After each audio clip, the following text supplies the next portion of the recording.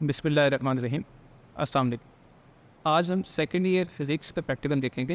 Determine the impedance of an RC series circuit and find the capacitance. तो सबसे पहले देखिए फिल्टर अपरेटस है, लेकिन हम ये भी कंस्ट्रक्ट कर सकते हैं एक सर्किट बोर्ड के ऊपर।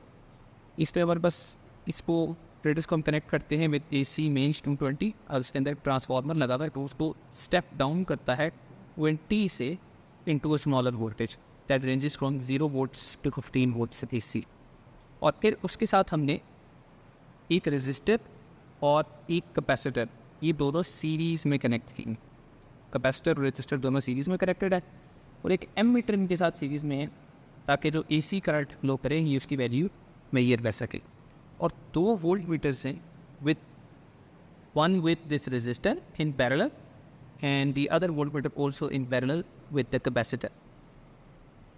अब हमने यहाँ से वोल्टेज सेलेक्टर से वोल्टेज अप्लाई करनी है। लेट से 9 वोल्ट्स अप्लाई करता हूँ। अब वो जो 9 वोल्ट्स है, चूँकि ये दोनों कंपोनेंट सीरीज में लगे हुए हैं, तो वो 9 वोल्ट्स वोल्टेज डिवाइड हो जाएगी अक्रॉस दीज टू कंपोनेंट्स। तो हम वोल्टेज नोट करेंगे across the resistor that is 3.5 at the moment, और कैपेसिटर के अक्रॉस वोल्टेज नोट करेंगे दैट इज 5.5, और करंट नोट करेगी इस एमीटर से। करंट की वैल्यू है 8.5। अब हम इम्पीडेंस फाइंड आउट करेंगे by using these values in voltage and current.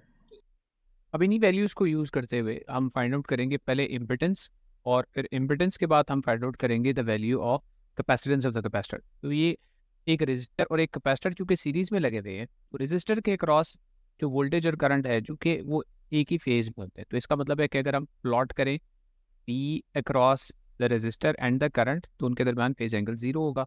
लेकिन कैपेसिटर के अक्रॉस करंट जो है वो लीड करता है। कैपेसिटर के अक्रॉस जो करंट है I, वो लीड करेगा वोल्टेज अक्रॉस द कैपेसिटर यानी VC को।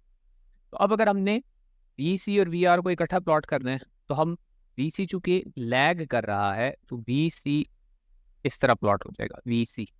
हमने रिजल्टेंट फाइंड आउट करना है VC और VR का, तो रिजल्टेंट कुछ ऐसा एक वेक्टर होगा, इसको V से डिनोट कर देते हैं। तो इस वेक्टर को अब रिजॉल्व कर लेते हैं इसके कंपोनेंट्स में। तो इसके ये दो कंपोनेंट्स बनेंगे, एक EC कंपोनेंट और दूसरा VR कंपोनेंट है। तो पाइथागोरस थ्योरम लगाएं, तो V square basically is equal to VR square plus VC squared. और VR क्या होता है? I times R।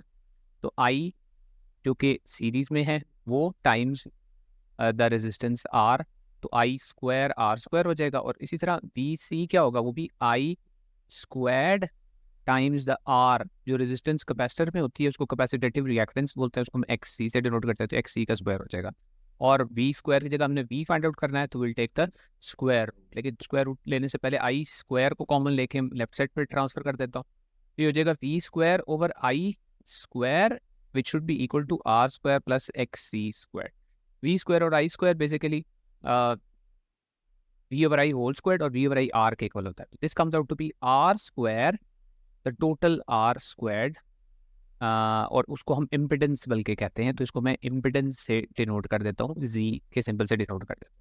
यानी जो पूरे सर्किट में कंबाइंड इफेक्टिव रेजिस्टेंस है एक RC सर्किट में, उसको हम इम्पिडेंस से डिनोट करते हैं। तो that means the impedance squared is equal to the resistance across the resistor square plus the capacitive reactance square. और फिर स्क्वायर को खत्म करने के लिए will take the square root on both sides. तो ये फॉर्मूला हम यूज करेंगे to find out the value of the impedance. उसके बाद हमने कैपेसिटेंस भी फाइंड आउट करनी है। तो कैपेसिटेंस के लिए हम फॉर्मूला यूज करेंगे, कैपेसिटेंस के लिए will use XC equals to 1/2 pi F times C the capacitance. और C को क्रॉस कर दें तो कैपेसिटेंस के लिए हम will use 1/2 pi F into XC the capacitive reactance. अब ये दोनों इक्वेशंस यूज करके हम इम्पिडेंस की वैल्यू और फिर उसके बाद कैपेसिटेंस ऑफ द कैपेसिटर की वैल्यू भी डिटरमिन कर लेंगे। तो देखते हैं कि वो कैसे वैल्यूज डिटरमिन होती है। तो ये हमने टेबल एक बना लिया। वोल्टेज जो सोर्स से हमने प्रोवाइड की थी 9 वोल्ट्स थी, वोल्टेज अक्रॉस द रेजिस्टर थी 3.5, अक्रॉस द कैपेसिटर 5.5, करंट, और फिर इन वैल्यूज को यूज करके पहले कैपेसिटेटिव रिएक्टेंस XC फाइंड आउट किया और फिर इम्पिडेंस फाइंड आउट किया। और फिर कैपेसिटेटिव रिएक्टेंस की वैल्यू को यूज़ करते हुए अपने कैपेसिटर की कैपेसिटेंस को भी डिटरमिन कर लिया। तो जो सोर्स की वोल्टेज है उसको नेक्स्ट रीडिंग में आप चेंज करेंगे 9 से 12 या 15 कर दें, ये सारे पैरामीटर्स चेंज हो जाएंगे और फिर दोबारा से आप इम्पीडेंस की वैल्यू और कैपेसिटेंस की वैल्यू कैलकुलेट करेंगे और फिर एवरेज या मीन वैल्यू डिटरमिन कर लेंगे। तो इस तरह आप ये इम्पीडेंस ऑफ आरसी सर्किट जो है वो इसका एक्सपेरिमेंट परफॉर्म करेंगे। इसी से रिलेटेड बिल्कुल इसी जैसा एक्सपेरिमेंट है, to find the impedance of an RL circuit और वहाँ पे इंडक्टेंस फाइंड आउट कर रही है। तो उसकी ये वीडियो आपकी स्क्रीन के सामने आ रही स्क्रीन पर आ रही है, तो इसको भी क्लिक करके आप वो भी डिटेल से देख सकते हैं। तो सी यू इन दैट वीडियो इंशाल्लाह।